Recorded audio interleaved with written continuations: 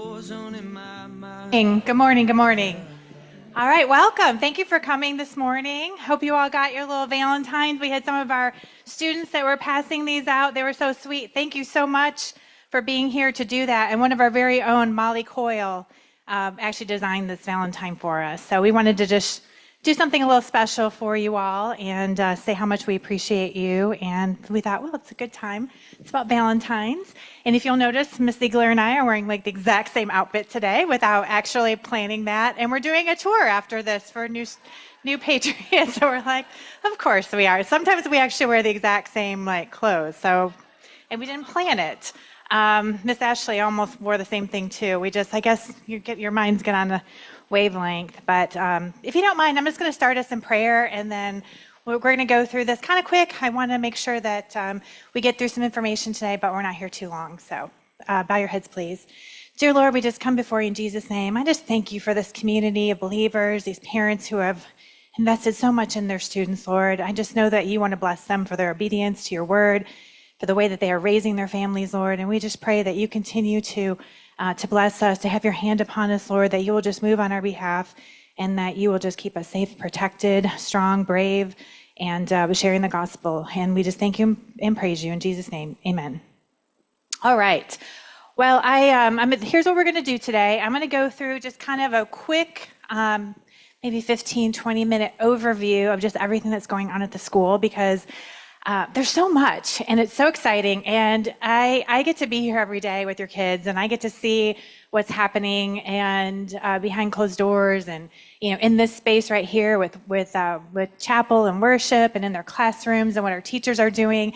And I know you see snippets of it, but you don't always see all the amazing things that are going on. And I won't be able to share everything, but we're just really grateful. We're just our theme this year is overflowing, and we're just overflowing with gratitude. Because when I come on campus and when I see like the kids just running and giving hugs to their teachers and their friends, and the way they treat each other, more of the kindergartners than the seniors are doing that. But I always know when the bell's about to ring, because the seniors are like, they're just kind of coming in, and they got their coffees and everything, they're ready. But so we're going to do that. I'm going to allow you to ask some questions, like do a Q&A if you have things that are on your mind. And then if you want to stay a little longer, I'm going to go through some of our building plans and what we're thinking about doing, because one of the things that we did want to let you know is we will be building something when your kids come back to school next year. And so we're still trying to figure out the whole plan and how that's going to work. But that'll be a little different. It's not something that we haven't done before, but we just kind of want you to be aware of what that's going to look like. And so, so just wanted to just let you know, I think that's really important that we're just transparent, we're open, and we're just letting you know all the things that are going on, and that you have a chance to ask questions. And because this is, we're in partnership, and we're doing this together. And so I'm just going to try to do this not in a very presentation-y kind of way, but just in a way that I can share with you and let you know what's on our heart and what's happening. And so, I just really want to celebrate with what's going on and the mission that we're doing. And Dan, you can go ahead and put up that next slide, because just equipping our kids is at the very foundation of what we do. And so we're always thinking about what's best for kids. When we make a decision, we think what's best for kids, what's best for our students, and that's how we filter our decisions as we're going forward. We want to give them an excellent education. Obviously, we're here for school, and that's really important to us. But we also want to help develop their faith and their character, and give them a purpose for what's next in life, and preparing them for whatever that might be. Everybody has a different path, and we're totally okay with that. We're excited about that. We love to see how God is leading them. If you were one of the 9th grade families and you spent any time with Miss Hamrick, she does such an amazing job of helping your students really think through what is God calling me to do in my life? What is God preparing me to do? Sometimes our goals and God's goals are a little bit different, and we have to sometimes put aside what we think is right for our life and make sure that we're actually following his plan. And when you're a teenager, that's even harder than when you're adult to be thinking about those kinds of things. But it's just really good to get our kids on that path of thinking about, where is God leading me? What are my talents? that our mission is really it's lived out in our classrooms. We're teaching our kids how to think critically, which I think is even more important in today's world than ever. And just hearing kids learning how to debate and how to do that. Whether it's on the stage, we've got our Little Mermaid show is about ready to come up in another, month or two. Just watching how hard our kids work in that environment, the way that they learn how to carry themselves, they learn how to work as a team, they learn how to, memorize lines and sing songs and learn dances, and the commitment that goes into that is such a big part of developing their character.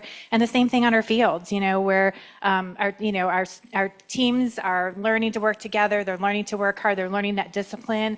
And, the relationships that are just being developed here, whether it's between student to student, mentorship of teachers and staff, coaches, all of that guides what we do. And so, this has been a year we're celebrating. Like, every time I look around, I feel like, yay, like we're so excited about what's happening. We're seeing our academic growth. We're seeing we've never been really big on we don't teach to a test and all the things that we have to do, the standardized testing, but there are some things that we need to do, and there are benchmarks that we need to have and make sure that our students are performing. That's important too, to look at that data.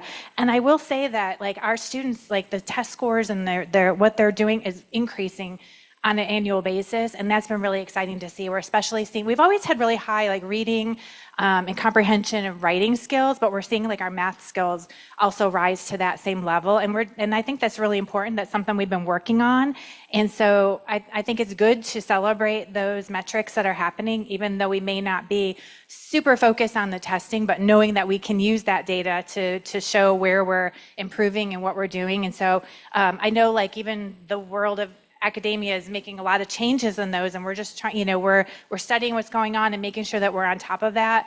But and beyond the grades, we just see our kids are curious. They love to learn.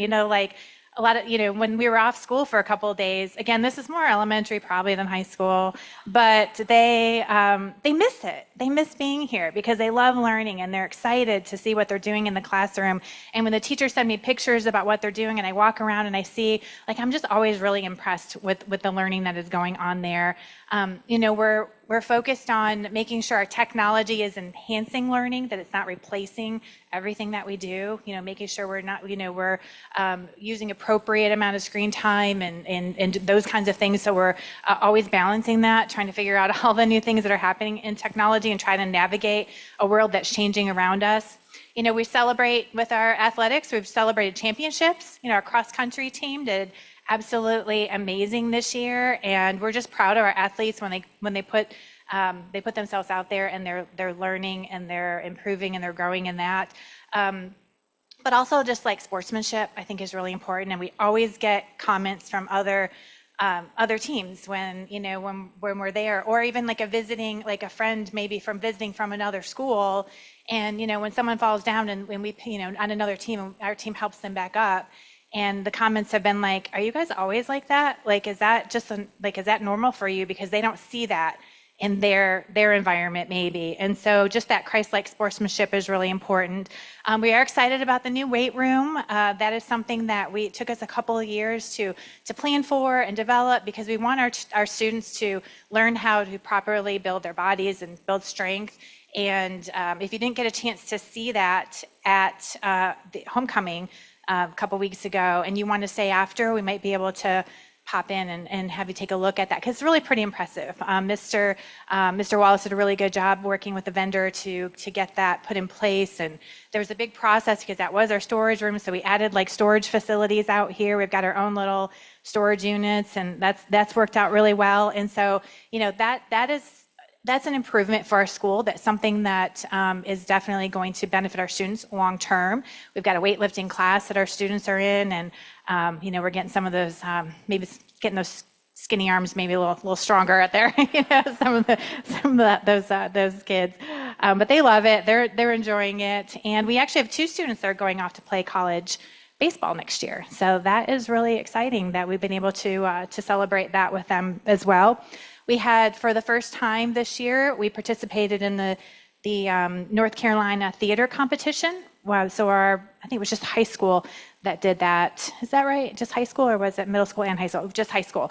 But it was really cool because this competition challenged them in new ways. Like when they did this competition, like this space right here was marked off, and they had all of their props and all of their stuff on, technology and everything on the side, and they got 45 minutes. They had to take everything, set it all up, perform, and then take it all off the stage in 45 minutes. And that included like setting up the computer and the music and the lights and all the things that went with that. So it was a totally different type of project for them. And it was really cool to see them do that, because anytime you do something new or stretch yourself, you learn and you grow and you're a different person afterwards. And just watching our students go through these learning opportunities is really, really exciting, and love seeing that.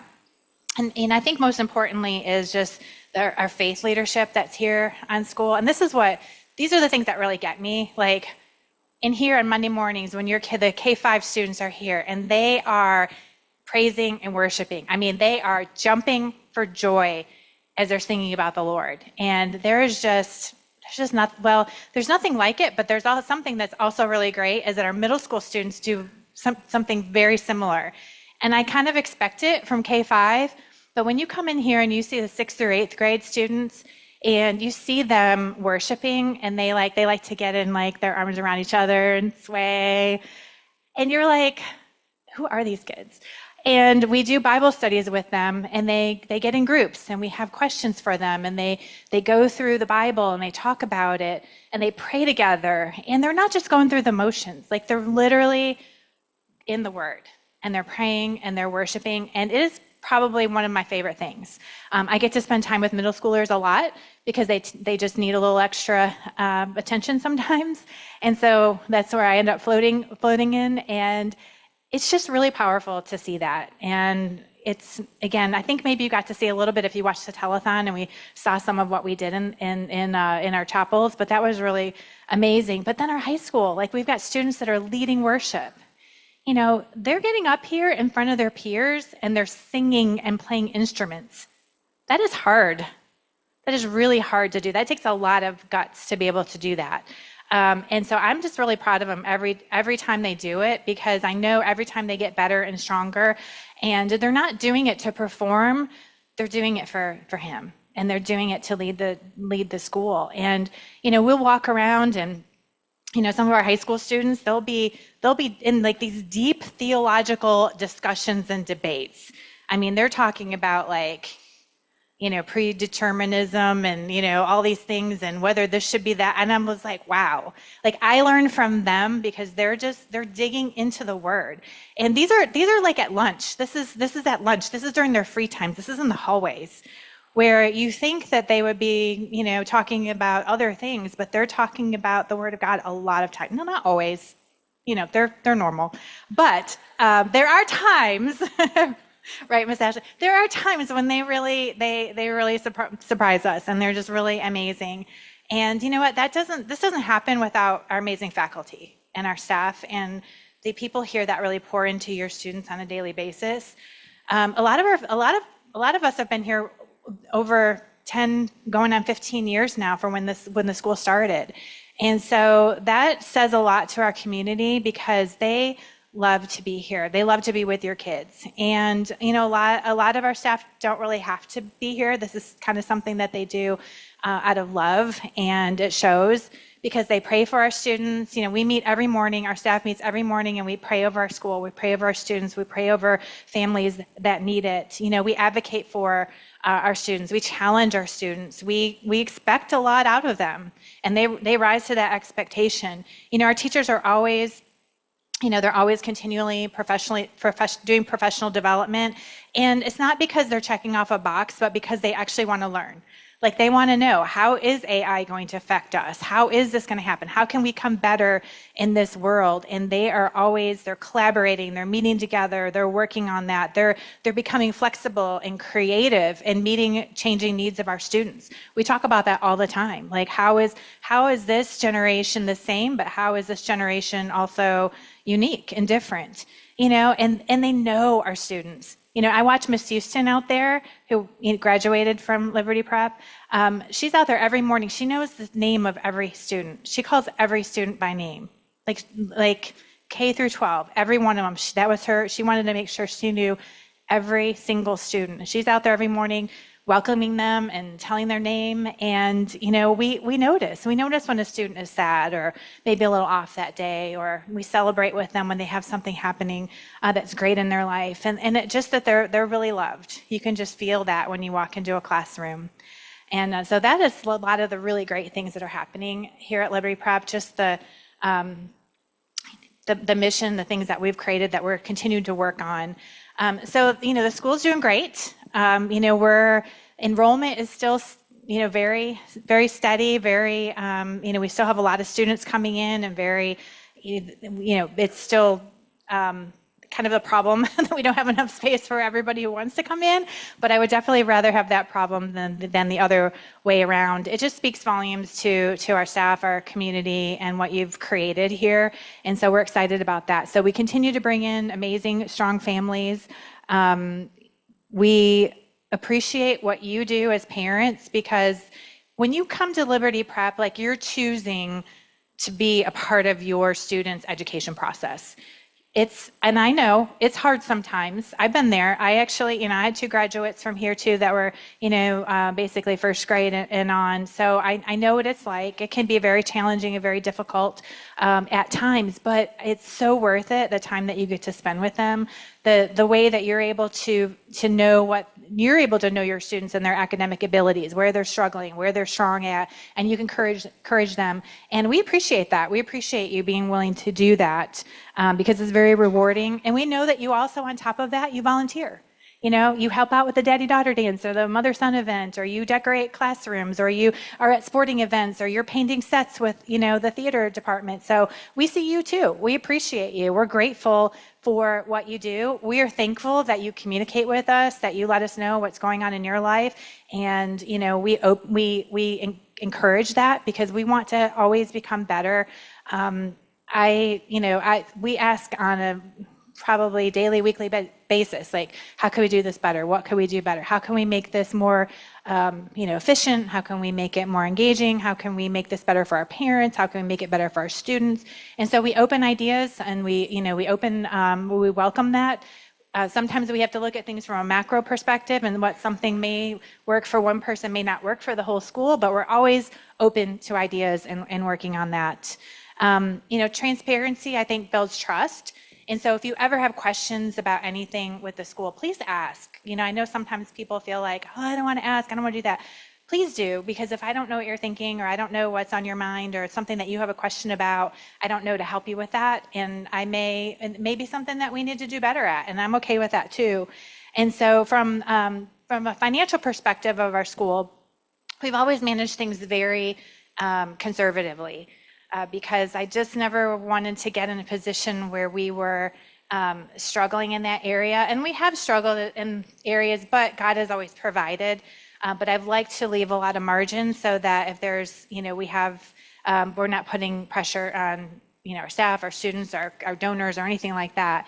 And so we've been I feel like we've been very responsible. We've managed every dollar and stewarded it very well. We want to make sure that we're supporting our students, and that we're retaining our excellent teachers, because as we talked about, they're pretty amazing, and we want to make sure that we're always taking care of them. And we also want to plan wisely for the future. So there are some things that we have invested in that are a little bit different. Chromebooks, we, for our 6th through 12th grade students, use Chromebooks in the classroom.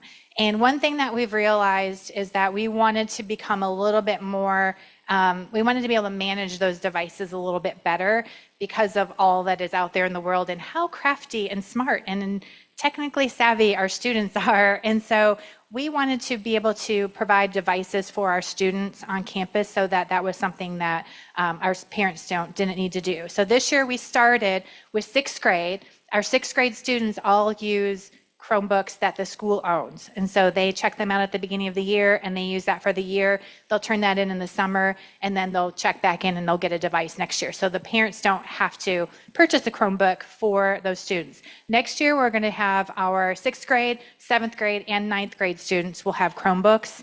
And then we're going to continue to add on each year until all of our students have them and they're managed by our school. But by rolling it out this way, it allows us to be able to handle the volume of that, the cost of that, and so we'll be able to do that. So we think that's a benefit for our students. It allows us to lock down tests better, programs better, and all those kinds of things.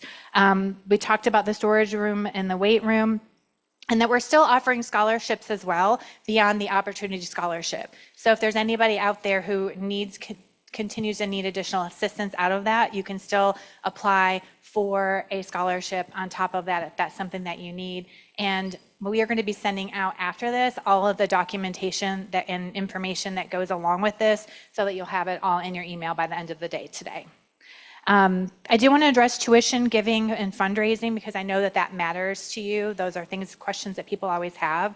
I know that attending a Christian school is a sacrifice, no matter what your income level or what you do. There's a financial sacrifice, there's a time sacrifice, and so we appreciate that. We know that that's important. Thankfully, we now have 96% of our families receiving the Opportunity Scholarship. So that is a huge blessing for all of you. Like, you are able to now use that money to pay for tuition. Now, we don't get any extra money. I think some people thought that we were getting like extra money on top of that. I'm like, no, it's just either that pays for tuition or you pay for tuition. There's no extra in there. So just to make sure that that's clear. But I think that's great. I love that we've been able to put that into put money into your pocket, to be honest. And I think that's really great that we've been able to do that. If you have not yet signed up for that, again, you'll be getting some information if you want to sign up for it, and you'll get the information also on how to renew that, because there are some things that you have to do, some renewals and some boxes that need to be checked to make sure we're doing that. Annual tuition adjustments reflect inflation, and they're set based on formulas provided by the Christian School Management, which is a third-party organization that looks at Christian schools across the country, and they have a formula based on what they, in order to help retain teachers and all those kinds of things, internal cost analysis, and also alignment with the Opportunity Scholarship.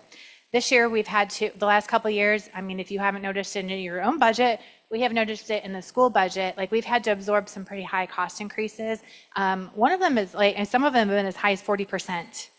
And those are like programs like our FACS program that we don't really, we're actually looking at other opportunities because I don't like the fact that they just raised our costs 40% and we're kind of like locked into it and there's not much we can do about it. And so sometimes like those costs come to us and we, utilities and different things that have increased over the years, and we don't have we can't source that in another location. If we can, we will, but insurance, some of those are some of the big ones that have really increased our expenses like a lot over the last year. But tuition covers salaries, facility repairs, upkeep, maintenance, utilities, insurance, technology updates, curriculum, and that's just a couple of things to talk about. And so tuition covers the daily operating costs, keeping this open on a regular basis. And based on your feedback from the recent parent survey, we heard sometimes, I think there can be like a fee, if you feel like you're getting dinged a lot for different fees and different things like that. We wanted to make sure that we were providing the tuition in the way that you wanted it. And we had some parents ask, could we just do it all at once or do it all in one lump sum? And so we did a survey, and based on that survey, it was basically yes, that you would prefer to have the tuition and fees all in one lump sum, and be able to kind of budget a little bit better for that. And so what we did is we took the re-enrollment fee, the book and supply fee, the security fee, and the there was another one, I think, there were 4 enrollment, maybe that was it. We took all the fees and we just put them all into tuition. So when you re-enroll this week, you don't have to pay a re-enrollment fee. You won't get charged anything. You won't get charged a book and supply fee in June. So depending on how you set up your tuition plan for next year, you can either do an 11-month payment, or you can do a 10-month payment, or you can pay annually or like each quarter or each semester, I think is how that's set up, so that you can budget a little bit better. You'll have a flat rate that you can pay each month. Some people had asked if we could do a 12-month, and we can't do 12-month because of the way of the Opportunity Scholarship works. We have to have everything paid within a certain amount of time. So we're hoping that will be a good thing, that you will like that and that it works out. But if it doesn't, we can always go back to doing something different. Also, based on the survey, we had asked if we are going to do a pilot program where we actually purchase the school supplies. So the school supply list that you get in the summer would be only things that you might want to have at home, not things that you would need to bring into the classroom. And so we're going to start with a $25 fee. So we did add $25 onto the book and supply fee, and we're going to buy it all. And we're going to see how that works. We might hate it, but we might like it. I know some parents are like, we really like to go shopping and buy that stuff. And I get that, because I love like office supplies, kind of like ever since I've been a kid. I used to play with a label maker, and now it's weird. But so I get that. But I really feel like we can save you all money doing it this way. Like I looked at buying things in bulk, and I just think it's going to be it would be like 99 cents to buy it in bulk and like $6 to buy it like one at a time. And I'm like, why are we doing this? Like, this just seems like not smart. So we're going to try that. We're going to pilot it out. We might need some parents at the beginning of the year to maybe help us sort some things, but we think this could be a real cost savings for us. And I know a lot of that cost for K-5 will go towards those actual supplies. And then for 6 through 12, we're going to eliminate some of the extra class supply, like course supply fees, like PE, buying the uniform. We'll eliminate that fee, and then that'll help also go toward, and there's some other classes that have extra fees, and then that'll also go towards those Chromebooks that we're purchasing on a regular basis. It won't cover the cost, but it'll at least help supplement that a little bit. And then we'll try to purchase anything that we can for those upper schools to eliminate some of those costs as well. So we're going to try that. Again, we're always thinking, we're trying to figure it out, and we're just going to see how that works. But I think that's going to be a real savings. And probably when you have to find the one orange folder with, prongs and pockets and whatever, yellow or whatever. Yeah, there's always something that nobody can find.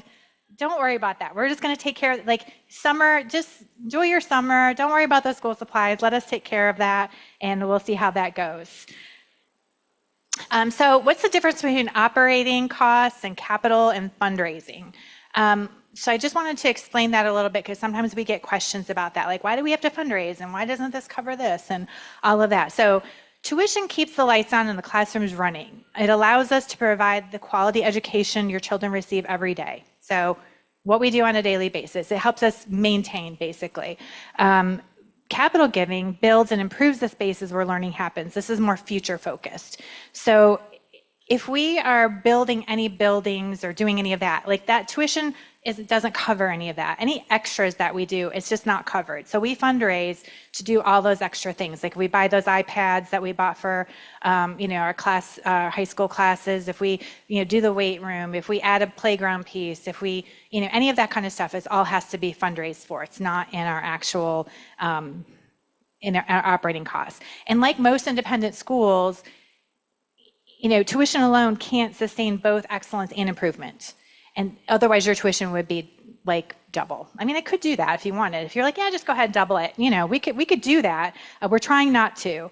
And we've never been fully funded by a foundation. Like sometimes you see a school go up and they have millions of dollars that someone has funded them or given them, or there's a benefactor that has given them the money, or there's a grant that they've received to do something. We've literally received none of that.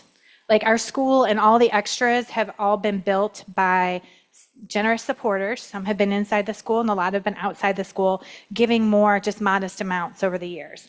There's one time we got one $500,000 donation back in about 2018.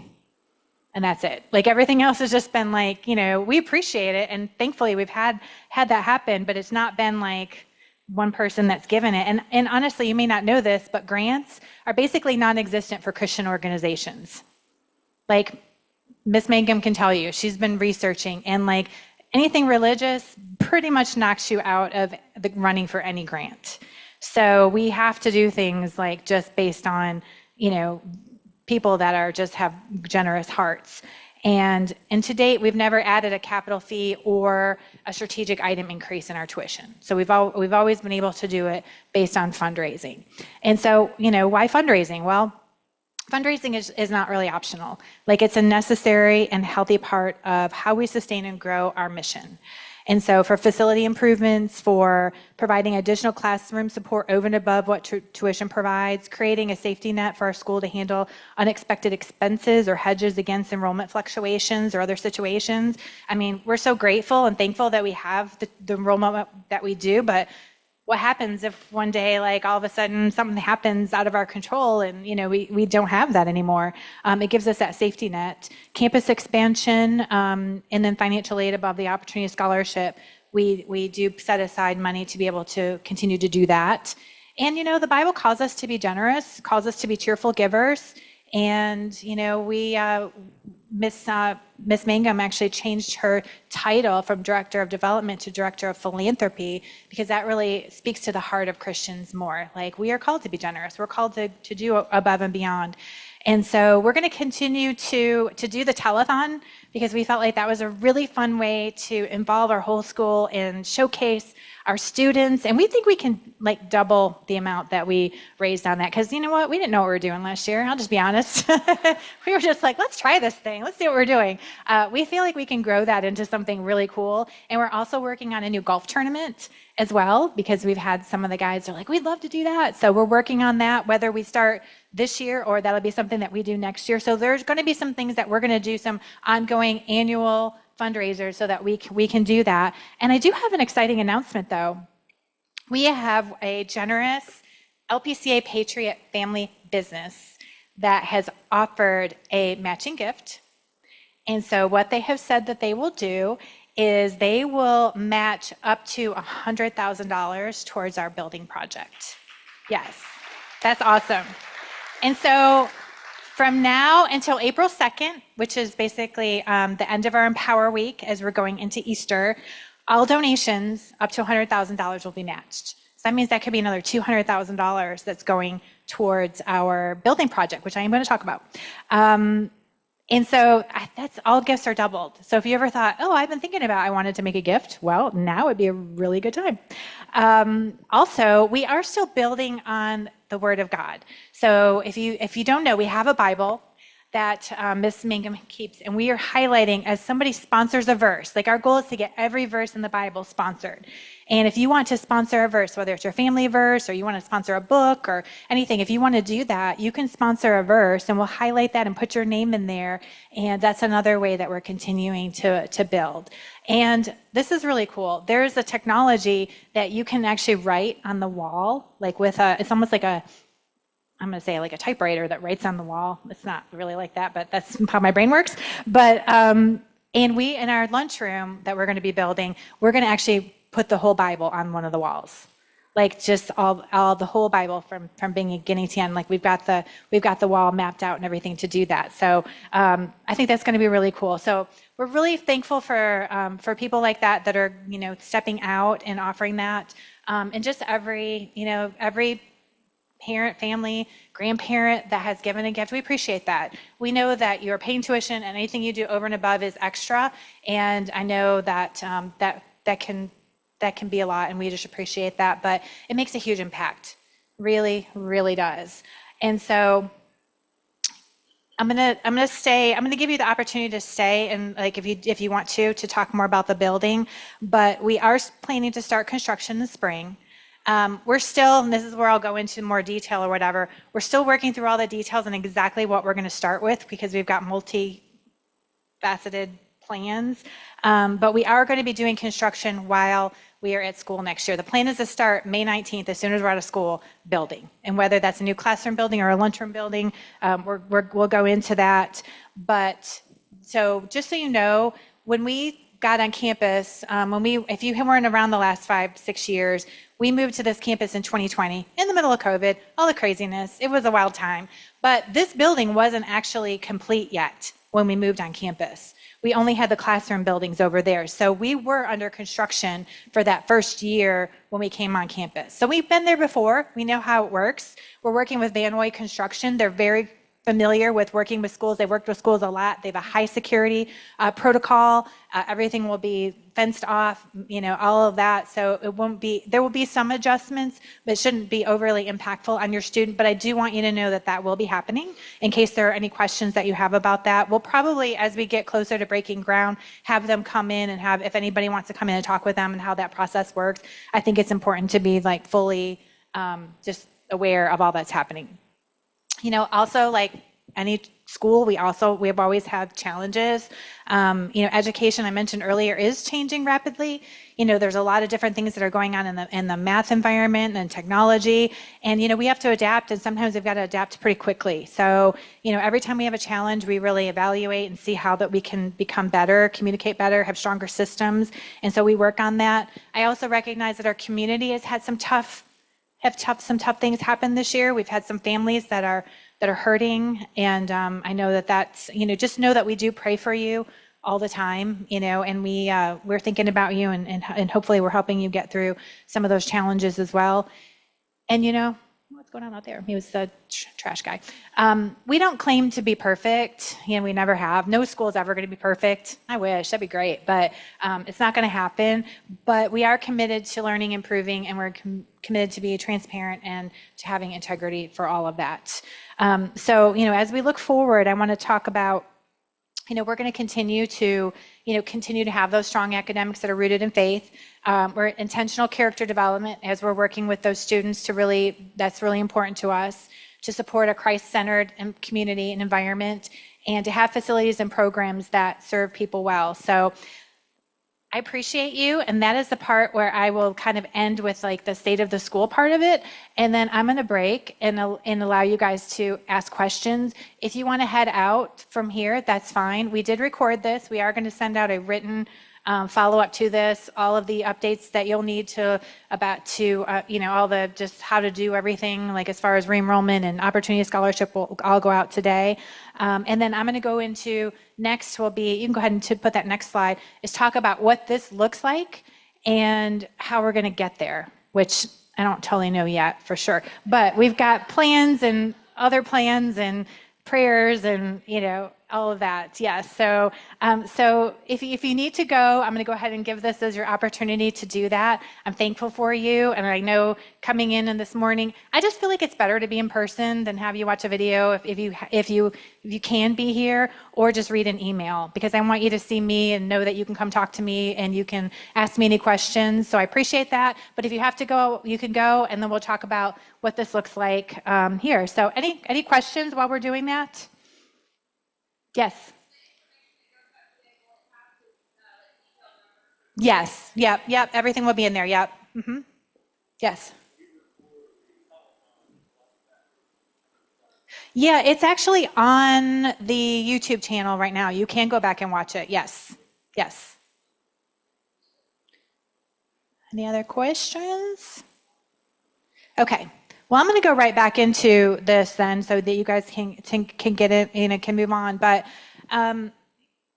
when we talk about this project, when we moved in 2020 and we bought the K5 or the K3 buildings, building 300 and 400, we knew that they were going to need to be replaced within a few years, because they were what we could do at the time. And so we had a plan in place to do this expansion. We knew we wanted a lunchroom. We knew we wanted all of these things. And then 5 years came by and we were like, oh wow, 5 years just went by really fast. So now we're in a position where we're kind of ready to do these things.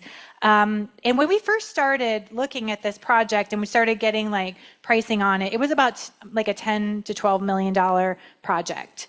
Well, as you know, prices have skyrocketed over the last few years. So now this is more like a $17 million project to do the exact same thing that we were planning on doing, 5 years ago. So that kind of threw us off a little bit, just making sure that, we're being wise, we're doing what we can within our budget, that we're not doing anything beyond what we need to do. We've always really seen ourselves as about a 500 student school. We didn't really see ourselves as a 1,000-person school, like trying to be the biggest in the community. We like the size that we are.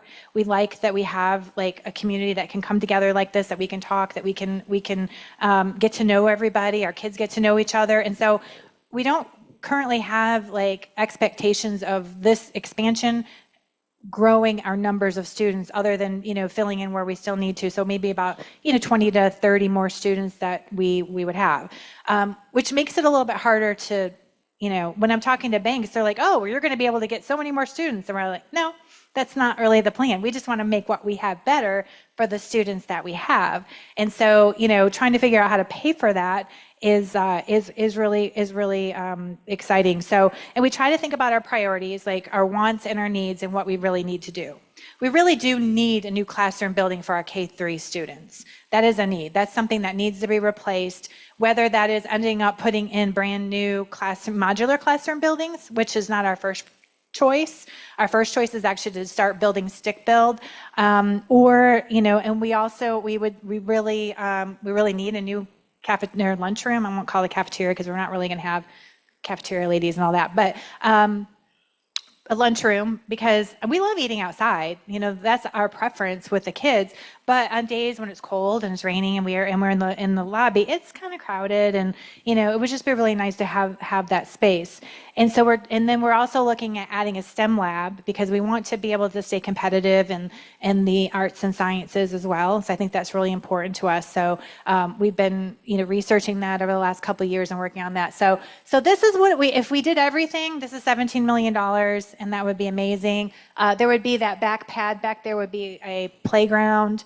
And then that's the lunchroom behind the gymnasium back there. We would add this classroom wing to eventually take out our current admin building and add that admin building there, which would have a second floor. And then we would add it's called a vestibule that would be enclosed, or at least another option would be to just we have other ideas to do that if we didn't do the whole vestibule, but it allows a little bit more security because you've got a one entrance in the center. Everybody would go through there to get through the rest of the facility. The playground would be in the back, which is also a little bit more secure, being in behind the building. And then we would have a perimeter fence around all of that as well. So that's the vision. Like that is, if we could, if someone were to write us a check, we'd be like, that's it. That's what we're going to do. Doing all of that at once would be kind of crazy also, like as far as, building goes, but it is less expensive.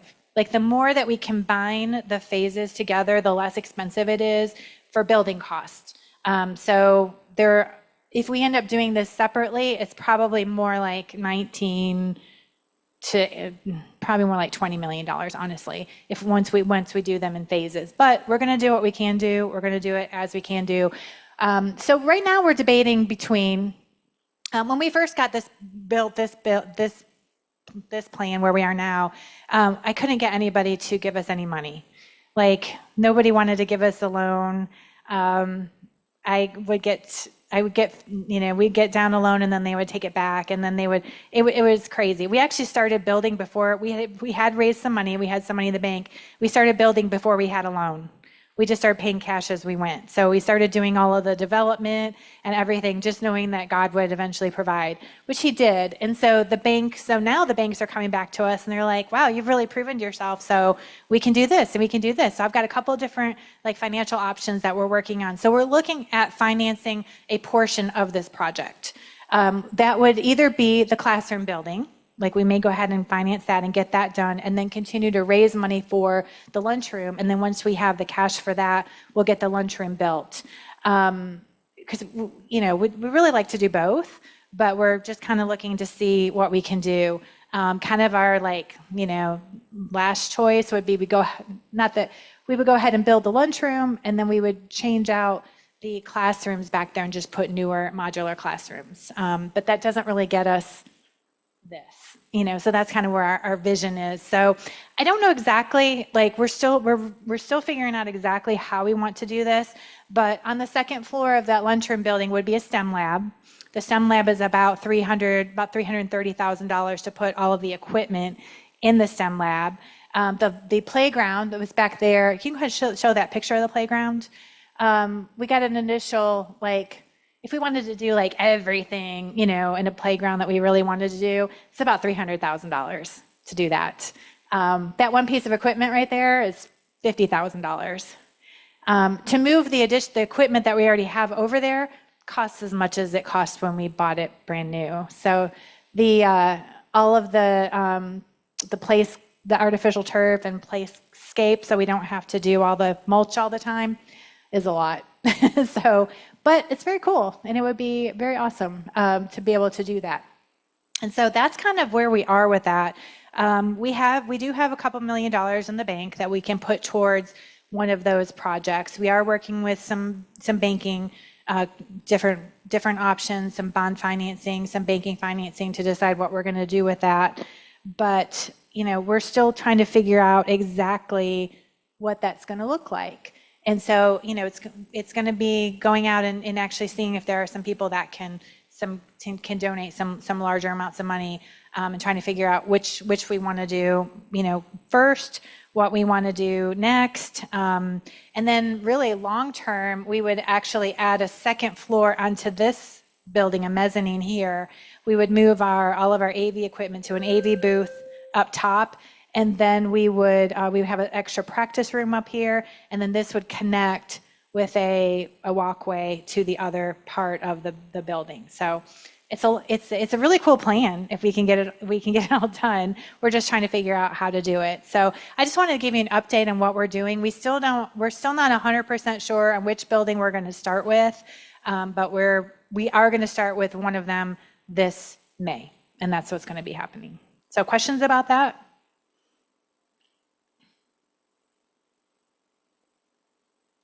Yes.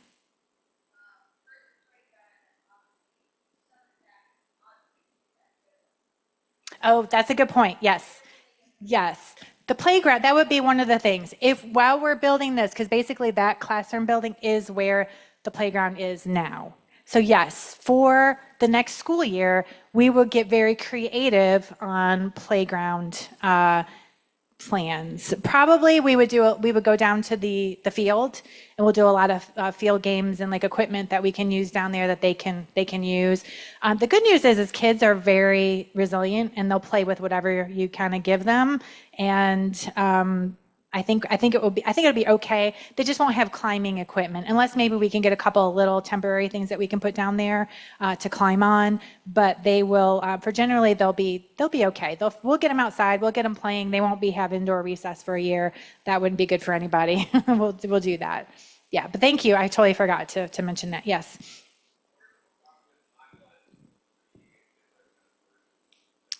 Well, whichever one we get started with, will be done by the following. So let's see, if we start in May 27, is that 27 or 26? No, that's this year. 26, sorry, these numbers get confusing.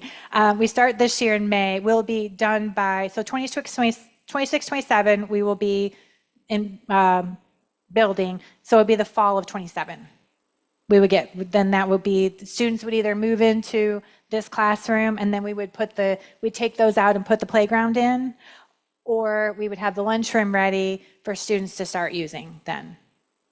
So obviously the lunchroom, like that probably touches more of the school, but also just trying to figure out like the classroom building is also like a high priority as well. So it's really, we're just praying through it and looking at the numbers and trying to figure out what works. This is a little bit more expensive. The classroom building is a little more expensive. I think it's about $1 million more than doing the lunchroom. So that's another thing to think about, because we could do the lunchroom and do like different modular classrooms. It would be a lot less expensive, but not really our long-term vision. So there's a lot. So pray for us. There's a lot of decisions being made, a lot of things we're thinking out, a lot of big numbers that we're working with, and that we want to be able to make sure it's not a burden on our community, and that we're making sure that we can do that and provide for your students, because I think they deserve it. We've got the best kids. I just think they deserve like the best facilities as well. And I know it's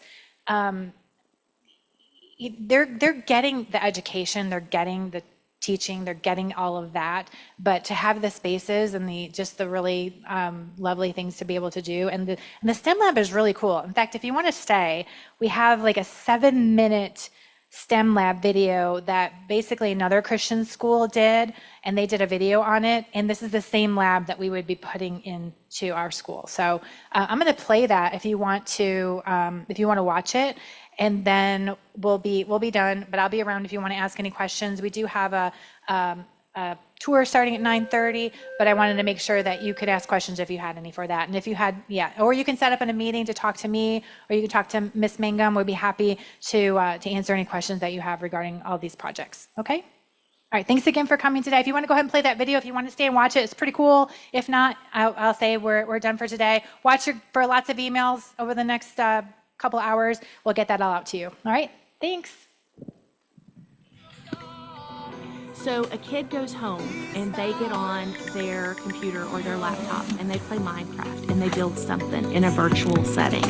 Or they go home and they're submersed into the 2D world of television or Netflix or whatever it is. By thinking differently and teaching differently, we can engage this new generation of students in a different way. So let's bring that into the classroom. This can be many different things. So it can be like that, hook it on, then Abby, turn it on. And it just goes down. And you pull it up, it goes up. This, it pulls up and down. And then like that one over there is supposed to have a propeller. And that one is like a kind of Lego thing that you can push it forward or push it. It's kind of like a race car, but like for video games. As soon as they sat down, they were totally engaged, just playing with all the new technology. We're one of only 2 smart labs in the area. We have 3D printers, CNC milling machines. We've got a padcaster that allows students to do video and audio production. We've got pneumatics, architecture kits. We've got bridge building, both the software to design it 3D and also the structures to actually build it in real life. Drones. We've got multiple robots. All of the robots are codable. We've got apps where they can design their own video games. We've got apps where they can design their own apps. All of the Adobe suite, all kinds of drawing tools for our artists. They can design completely new inventions. They can look at the sky pretty much at any time and actual satellites around the world. We've got all kinds of scientific probes and sensors. It's temperature, motion, speed. We even have a machine that'll allow you to measure the particulates in the air and measure air quality. We've got GoPros with gyroscopes. We've got a 360 satellite GoPro. You can mix and create your own music. We have a whole team that is working on producing FACS News. Learn how to be in front of the camera as well as behind the camera and do all of the editing and processing. We're actually starting FACS News, the news from our school, news from the world, whatever upcoming events. Right now we're working on the intro, so we are putting all the videos that we made yesterday together, and it's just videos of our team right now.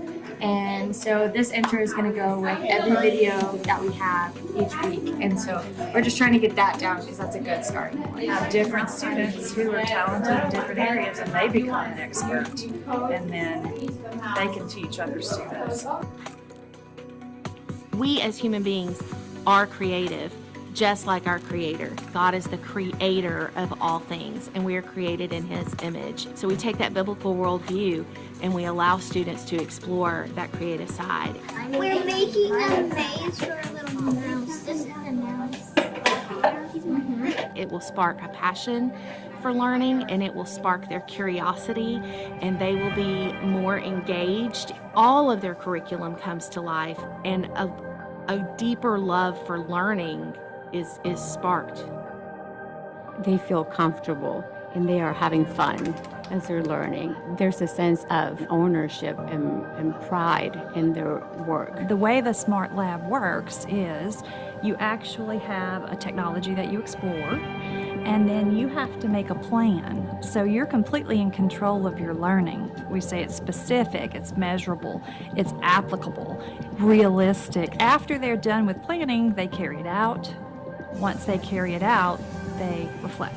The facilitator may know exactly the best way to solve the problem, but they want the child to investigate and explore and let their curiosity drive. And see the reason for it behind it and give them the ability to be able to choose what they do with that content. Gone are the days of here's a lecture, here are PowerPoint slides, take the notes, and let's take the test. And a lot of students, that's not the way they work. They disengage because they think they're not smart. They think that they can't because that's the only way you're asking them to show what they know. They come into the Smart Lab and they are able, they are good enough, and they are worth something. I'm doing behind the scenes.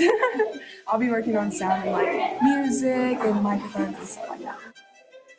This generation of learners has so much input coming at them from all different directions, and we want to be intentional and meet them where they are and grow their love for learning. They're going to leave here with skills that are usable, hireable, straight out of FACS. You actually have the tools you need to build real life solutions to real life problems.